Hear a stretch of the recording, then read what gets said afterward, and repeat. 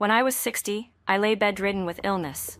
Surgery required a family member's signature, and that was the only reason I had the chance to see my husband again after years of separation. Just agree to continue the treatment, I pleaded. I still want to be here for our children. He furrowed his brows, his face twisted with pure irritation. You're such a plague. I honestly don't understand what you're living for. If you hadn't used that engagement to force my hand back then, I could have been with Sarah. Now she's divorced because of me and has returned to the country. We're finally about to be reunited. Stop bothering me. I stared at him, my eyes wide and frozen, as he signed the papers to refuse treatment. Then, with his own hands, he removed my oxygen mask. When I opened my eyes again, I was back in the 90s, standing in front of my house in Silver Falls. He was in the middle of a heated exchange with Sarah Miller. I took a deep breath and spoke with absolute resolve. I want to break off the engagement. In this life, whoever wants to play your devoted wife can go right ahead.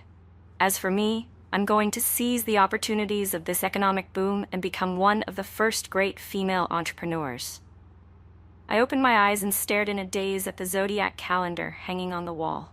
It was March 1997. My wedding to him was only a week away. Panicked, I bolted upright and rushed to the mirror. Looking at the youthful face reflected there, I stood stunned. My hands were still soft, the skin not yet worn down by decades of housework. I tremblingly placed a hand over my chest, feeling my heart racing with excitement. I hadn't entered that marital prison yet. There was still time to change everything. Before I could fully regain my composure, noises erupted from the front yard. It was him.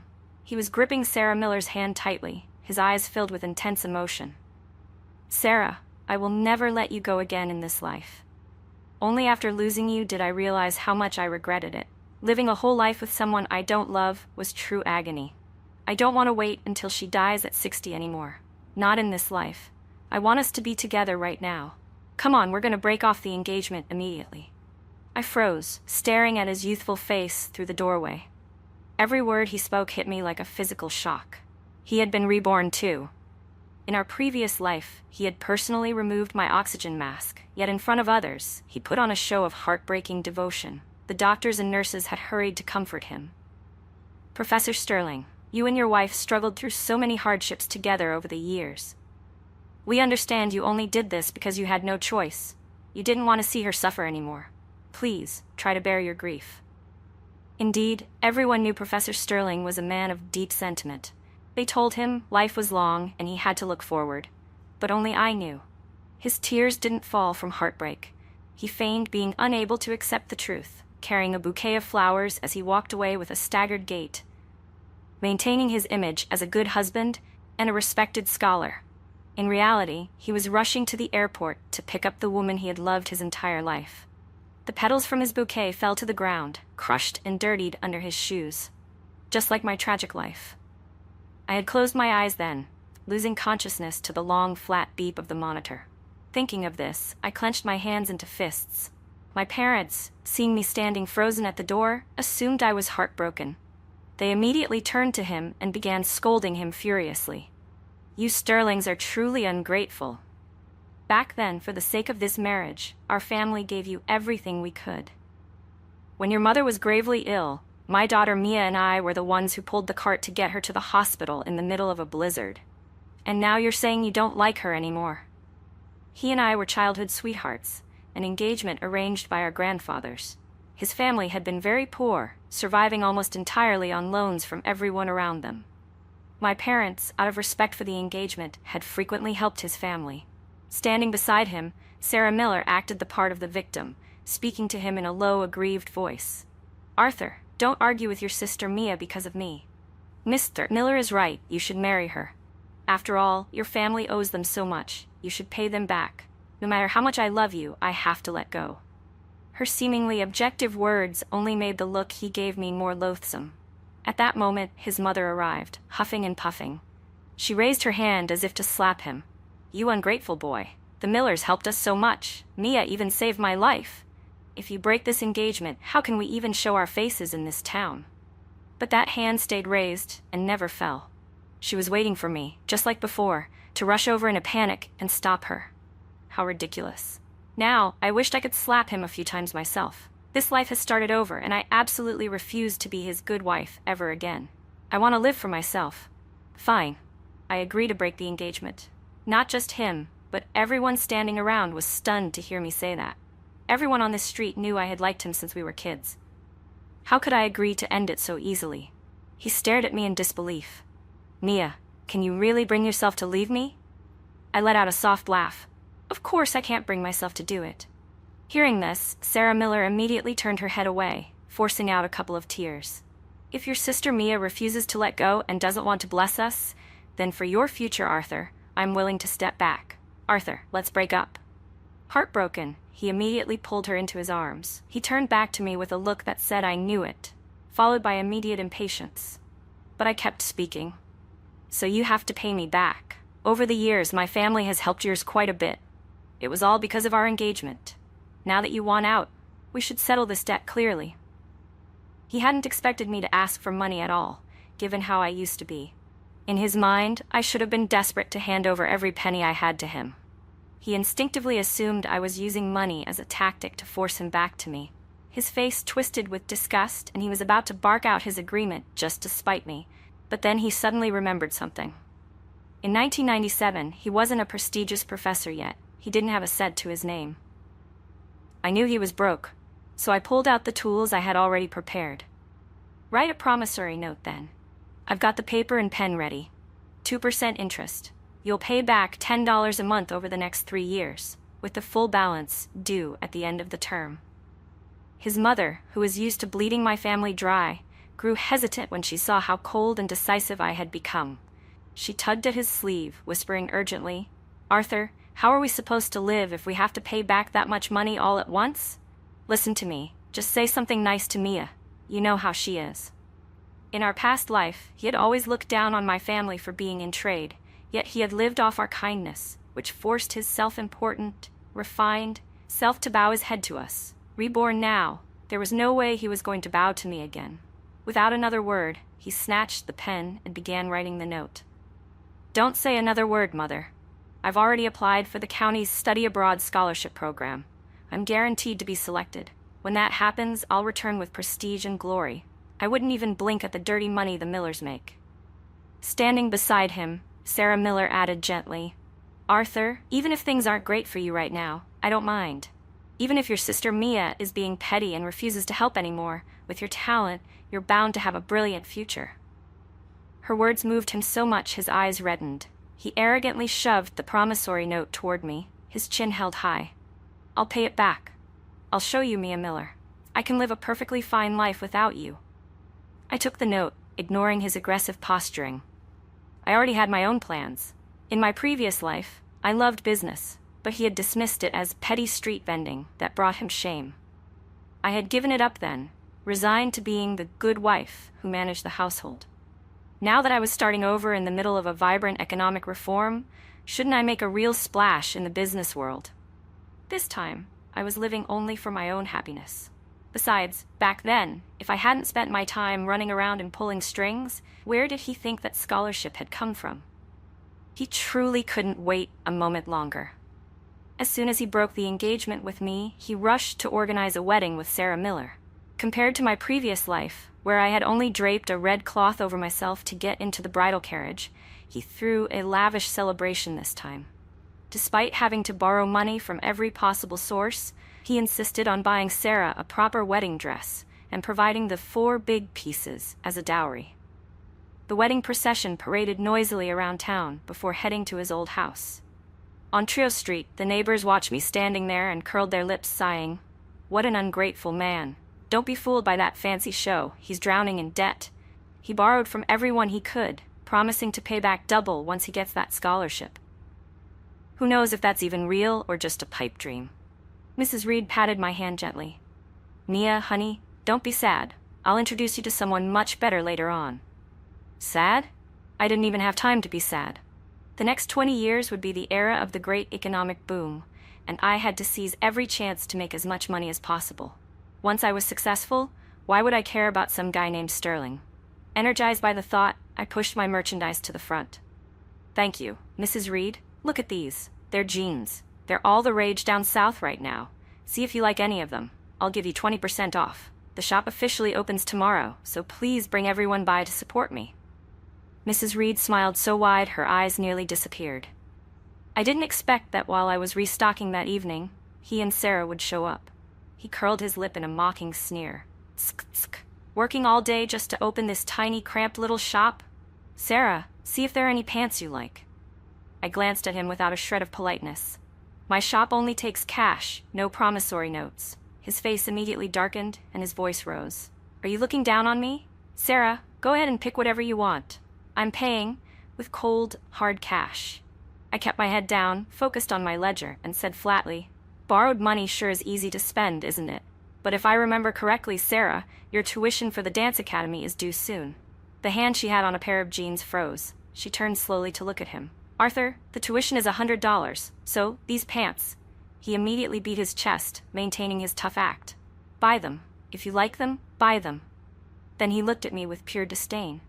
"Mia, don't think a little money can make us bow to you. Sarah isn't like you. She isn't tainted by the foul stench of money." I wasn't angry at all. On the contrary, I happily took his money, gave him the correct change, and bagged the pants for them. After all, who would turn down money? Well, actually, he would. Before leaving, he arrogantly tapped his finger on my counter and tilted his head back. "Remember to come to the county hall tomorrow. That's when my study abroad scholarship will be officially announced, along with a large stipend. Whatever I owe you, I can pay it off all at once. Keep your eyes wide open and see just how well I'll do without you." Right. Could he really become a professor without me? I didn't show any emotion, I just nodded casually. The next day, he dressed in his most expensive Mao suit, radiating confidence. Today, even the officials from the provincial level would be in attendance. I wonder how much pride he thought he'd be able to show off today. Over the past few weeks, because of the broken engagement and the borrowed money, the neighbors had been gossiping behind his back quite a bit. He had endured it all, waiting for this specific day to wash away the stigma.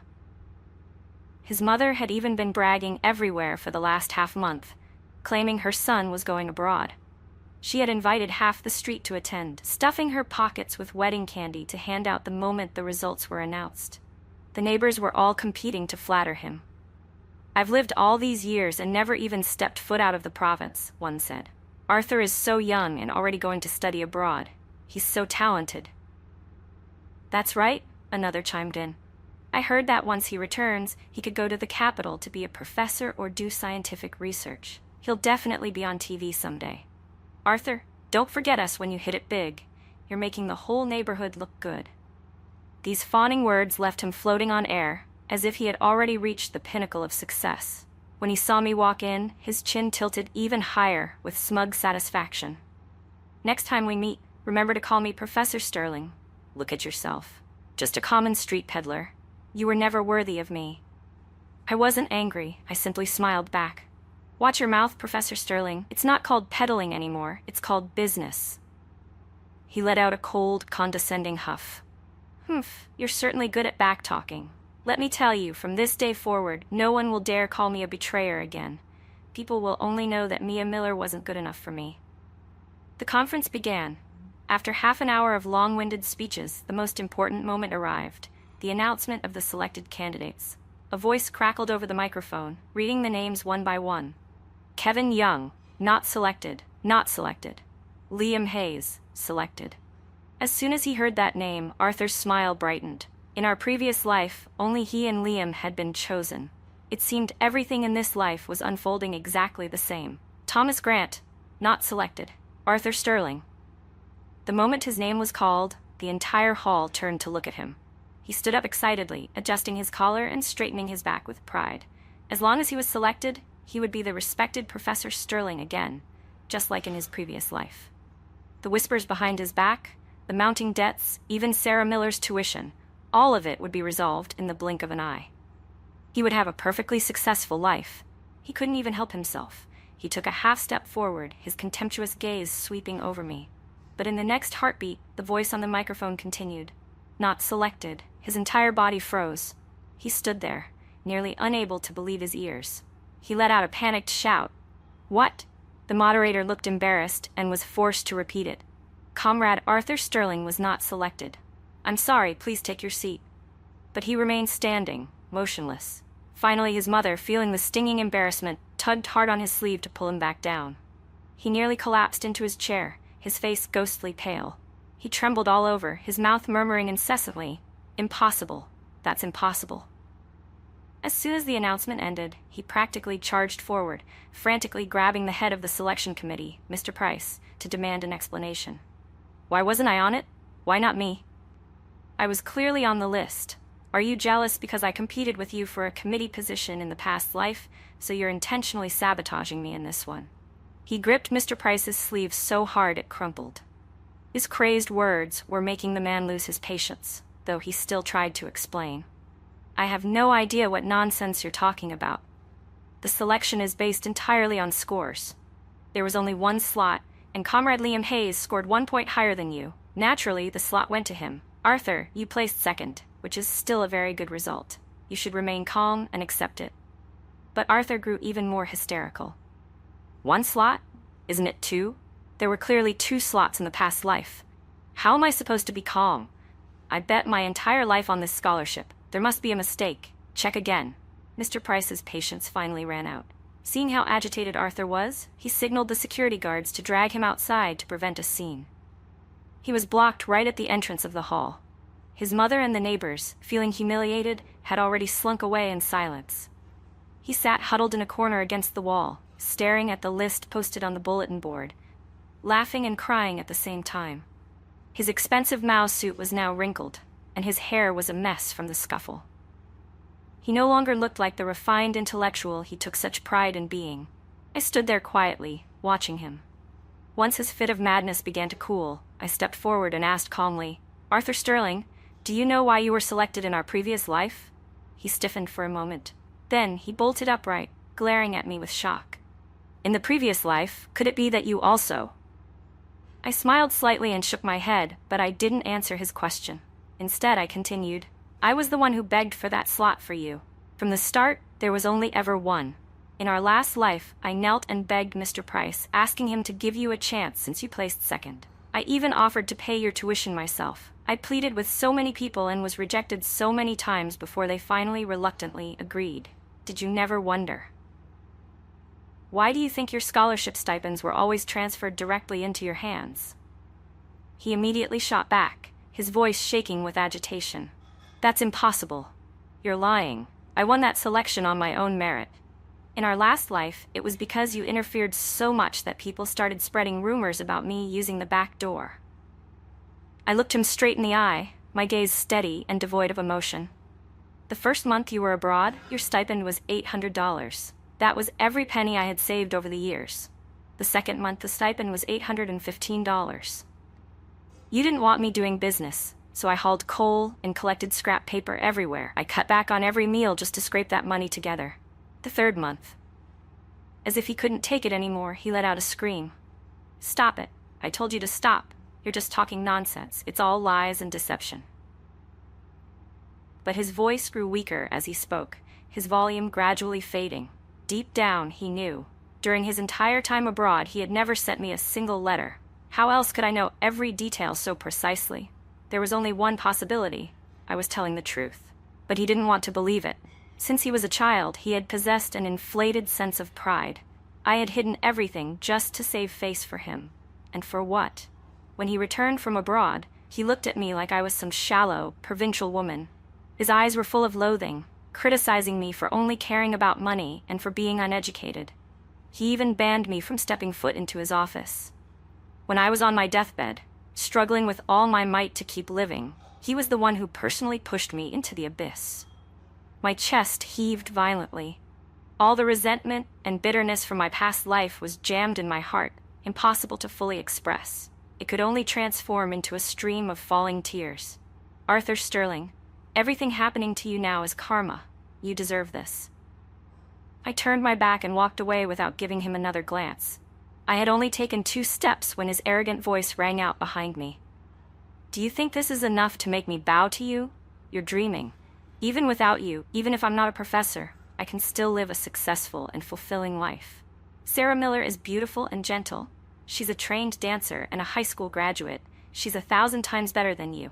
Just wait and see. You're still not worthy of me in this life. Fine, I'll wait and see.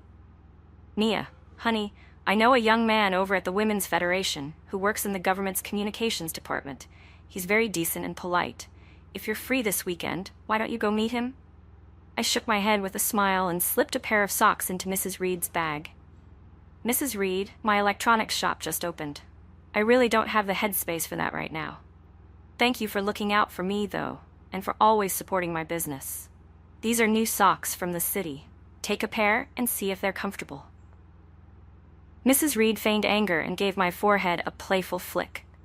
You silly girl, but it's for the best. It's a blessing you didn't marry that Arthur Sterling. Otherwise, how could you be doing as well as you are now? Mrs. Reed leaned in closer, lowering her voice to gossip. Tsk, tsk. That day he gathered everyone to watch him get that scholarship, only to fail. What an embarrassment. And he used that as an excuse to borrow money all over town. He's buried in debt now.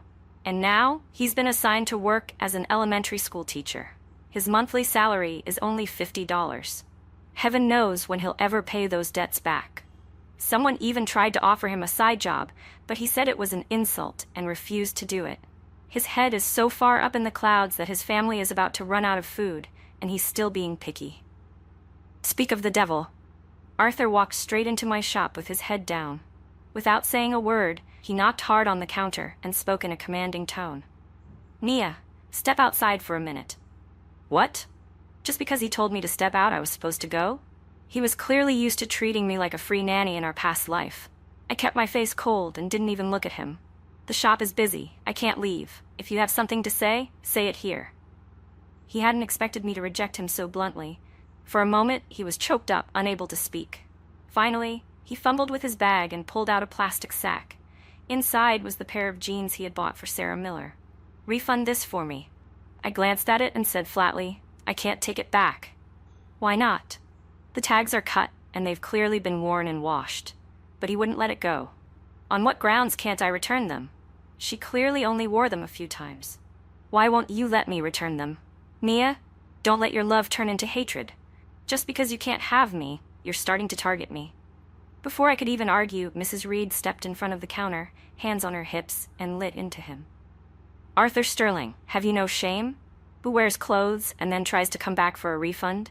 Are you just looking at Mia as an easy target to squeeze money out of? Love turned to hatred? Police. Where do you get the nerve? She owns 2 shops now and is practically a millionaire. Plenty of people want to get to know her.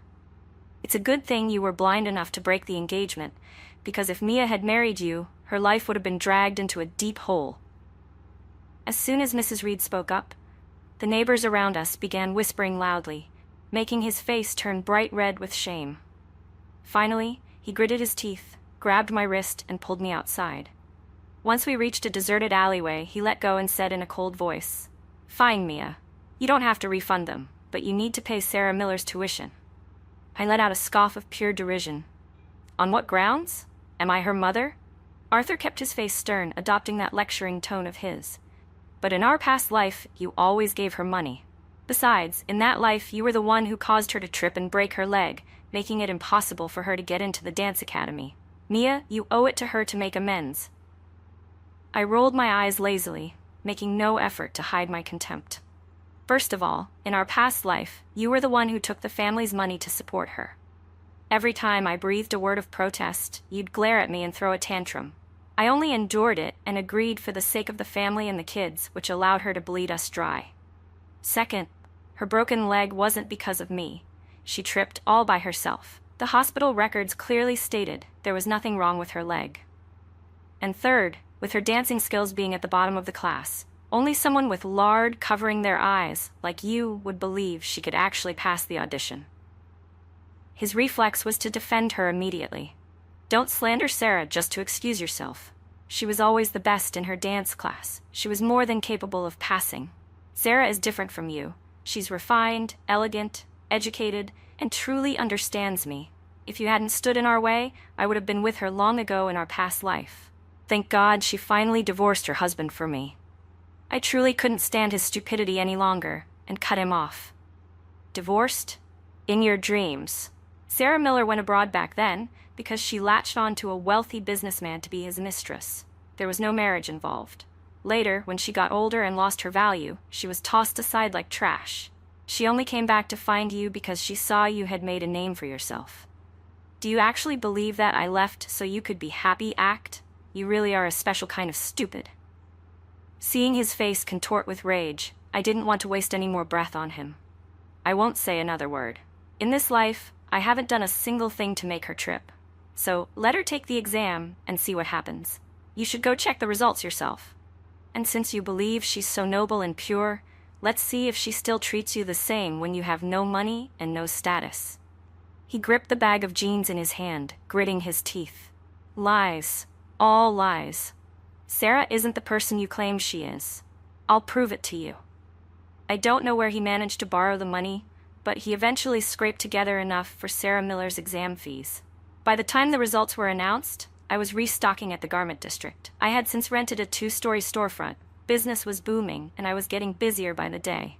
Right then, Mrs. Reed's grandson came bursting in, panting for breath as he called out to me, "Mia, come help my mom. My grandma and mom are trying to break up a fight between two people, but it's getting bad. Someone might end up bleeding if we're not careful." Without a second thought, I followed the boy. When I arrived, I discovered the two people fighting were none other than Arthur's mother and Sarah Miller. Arthur's mother was being held back by Mrs. Reed, but she was still struggling, pointing at Sarah and screaming, "You little hussy, spending money on clothes all day long. You've ruined this house.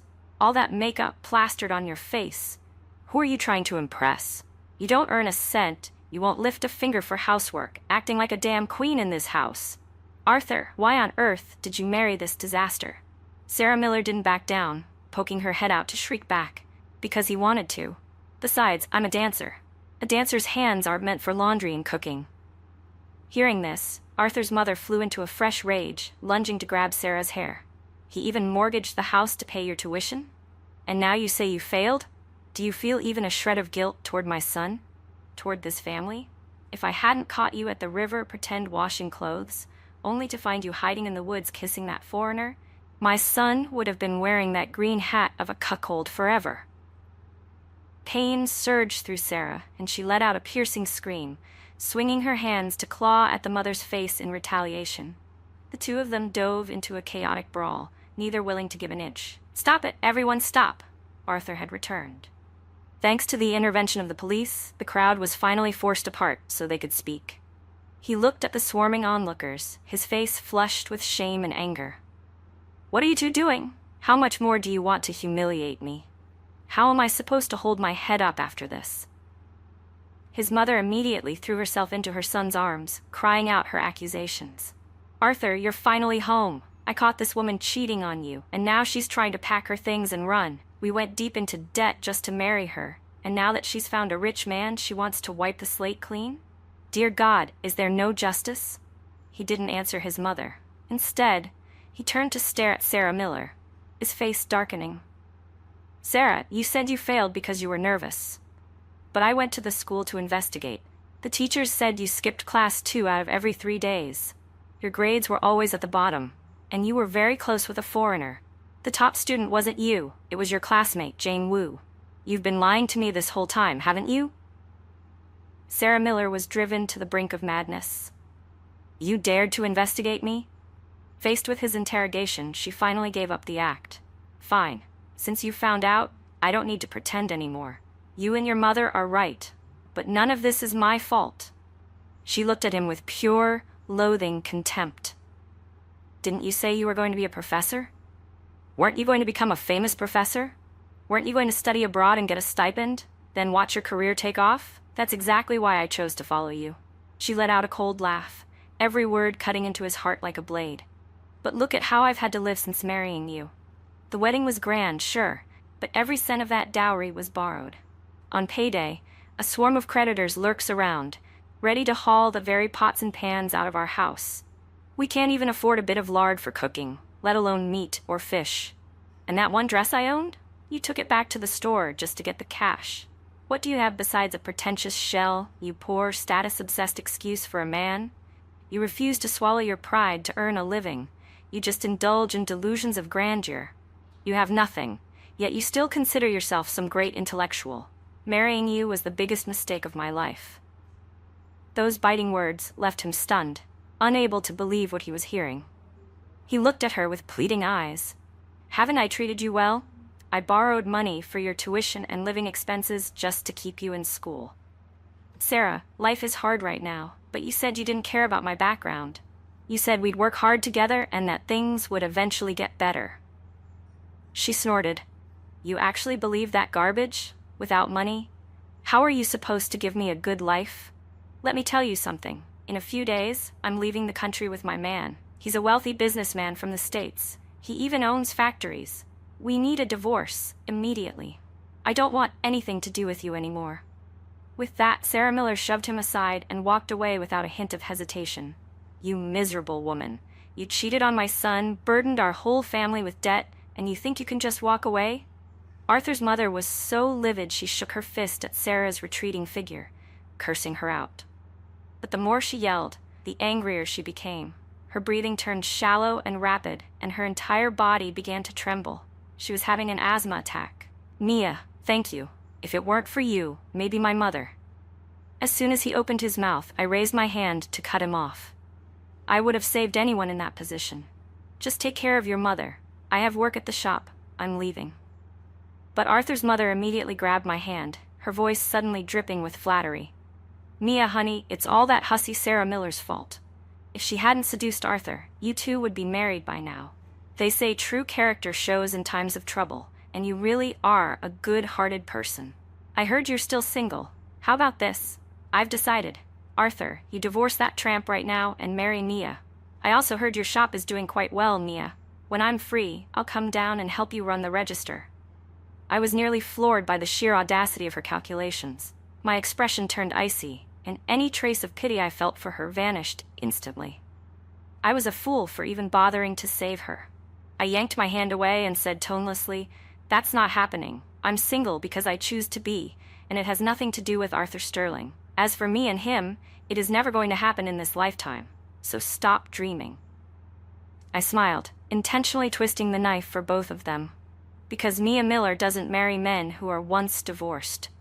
Seeing their faces turn ashen from the humiliation, I felt a wave of satisfaction. I gave a mock scoff, held my head high, and walked away. But it seemed my rejection wasn't enough to make him give up. The next day, he showed up at my electronics shop carrying a bowl of chicken soup. "I didn't see you at the clothing store, so I figured you'd be here.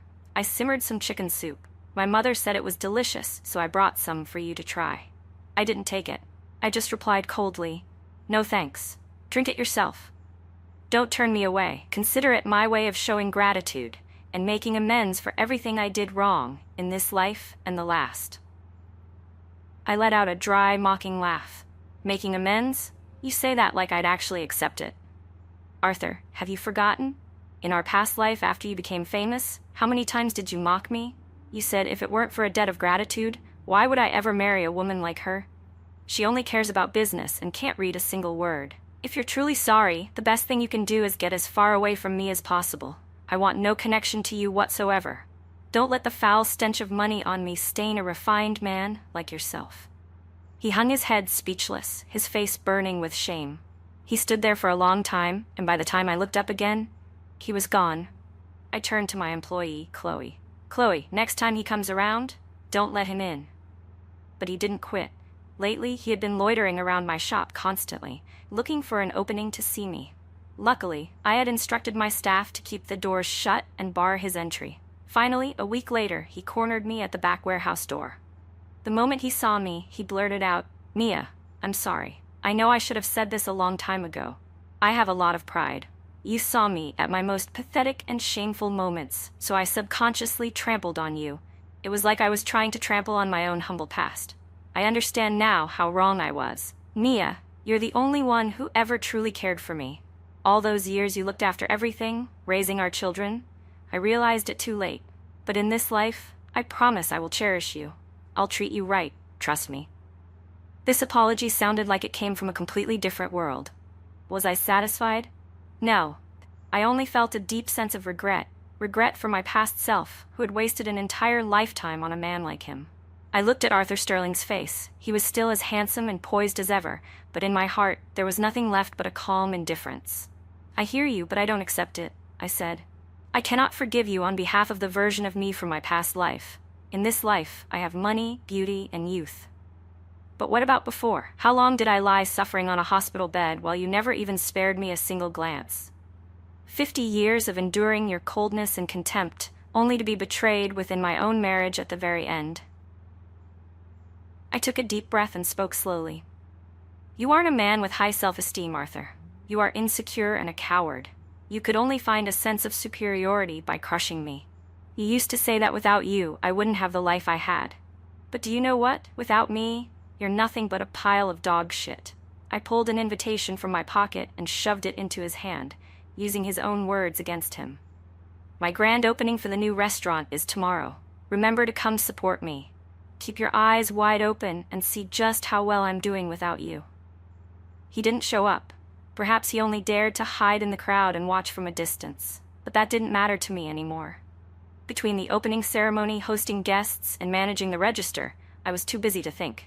Using my memories of the future, I applied every modern marketing strategy I knew. $10 off per meal, free fruit for the first 3 days, and a 10% discount during off-peak hours. Everything went smoothly until that evening, while I was balancing the books when Chloe suddenly blurted out, "Mia, have you heard the news? Arthur Sterling lost his job." My hand paused for a second. "He lost a teaching job?" Chloe nodded and continued the story. "It's because of that mortgaged house. He originally put the house up as collateral to pay for Sarah Miller's tuition, but he couldn't keep up with the payments. To make matters worse, that loan company wasn't exactly legitimate. The interest kept compounding until it was a nightmare. The house was seized, the debt remained, and the creditors went straight to the school to find him. Even though what they did was illegal, the students were terrified, and the parents kept complaining. The school had no choice but to fire him. Now, everyone in the neighborhood sees his family as a curse. The people he owes money to point at him behind his back and demand payment every single day. Even the 4 major wedding gifts in their house were hawked. I heard his mother had an asthma attack, and they don't even have the money for her treatment." I tied up the stack of cash in my hand and replied with total indifference. "Is that so?" My compassion was gone. When he personally pulled my oxygen mask and pushed me toward death, I wonder if he ever imagined this day would come.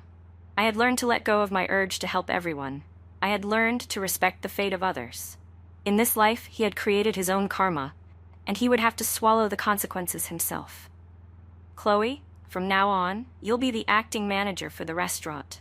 The market here in the county is limited. I need to go to the city to scout for expansion." The city was far more modern, and the pace of economic development was dizzying. While my clothing and music shops might not fit in there for long, this was the 90s, the golden age of roller rinks, karaoke bars, internet cafes, mobile phone shops, and milk tea stands. As long as I stayed on the right path, success wouldn't be far off. I went from Sister Mia to Boss Miller to CEO Miller, and now I was Entrepreneur Mia Miller. As for Arthur Sterling, after I moved to the city, news of him grew scarce. It was only when my parents visited relatives back home that I'd occasionally hear snippets of gossip. I heard he was now doing the job he used to despise the most, selling children's toys on the street. I heard his mother's illness took her in the end. I heard he was chased by creditors so relentlessly that he had to go into hiding, and he was unfortunately struck by a car, which broke his leg. But what people talked about most was me. In newspapers and on television, everyone spoke of the entrepreneur who came from a small town. The people in the county spoke of me with pride because I was the one who funded the first paved road in the region. I didn't comment on any of it. I just smiled as I helped my parents try on new clothes and jewelry. In my previous life, I was just a housewife living in Arthur's shadow. Money was tight, and I couldn't even afford a decent gift for my parents, let alone take care of them. Now, I have my own money and don't need to ask for anyone's permission. I only want to give my parents the very best. "All right, Mia, this bracelet is too heavy. I can't even lift my arm," my mother joked. "Just wear it, Mom. It's a gift from your daughter. Besides, whenever you go back home, doesn't everyone praise how successful your daughter is?" In the blink of an eye, 20 more years passed. Perhaps because this life was so happy, I had almost forgotten the suffering of the past. Today, I took my daughter back to our hometown to visit my parents. As soon as we entered the town, I caught sight of a man with a heavy limp pushing a cart selling roasted sweet potatoes. That face was hauntingly familiar. Mom, I've been away at school for so long and the cafeteria doesn't sell roasted sweet potatoes. I'm craving them so much. I chuckled, parked the car, and led my daughter over to pick out some potatoes. The man's hair was a salt and pepper white, his hands were calloused, and his padded cotton jacket was tattered and worn. He radiated an aura of exhaustion and resignation. He hunched over, slowly moving the potatoes into the kiln, his entire being seemingly covered in a layer of ash and dust. In my previous life, this man had heartlessly removed my oxygen mask, yet he had played the role of the grieving husband in front of everyone else. When our eyes met, he was clearly flustered, hurriedly adjusting the tattered old cap on his head. "Mia, long time no see," he stammered.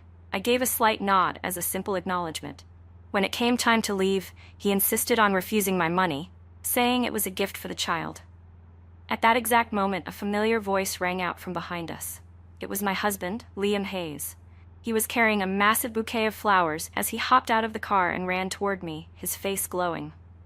I rushed straight here from the airport the second I landed. I was so worried my beautiful girl would be upset with me. "Happy anniversary, honey." I shook my head with a smile as I took the flowers. "Why the big rush?" "It's just another day. Look at you. You've got dark circles under your eyes." My daughter stood beside us, teasing him. "Dad, you're getting old and you're still such a romantic. How does Mom even put up with you?" Liam grinned, pretending to be offended. "Oh, is that so? Now that you have your mom, you've completely forgotten about your old man. Let me tell you, to me, your mother will always be my little girl." With that, he pulled a bill from his wallet, tucked it into Arthur Sterling's hand, and gave a happy smile. $15 for 4 potatoes? I only have a 20, so keep the change. It's my wedding anniversary, and I want everyone to be happy today. The passers-by couldn't help but gossip as they watched us. "Now that is true love, just like in the movies," one said. "A couple that stays that much in love even as they grow old."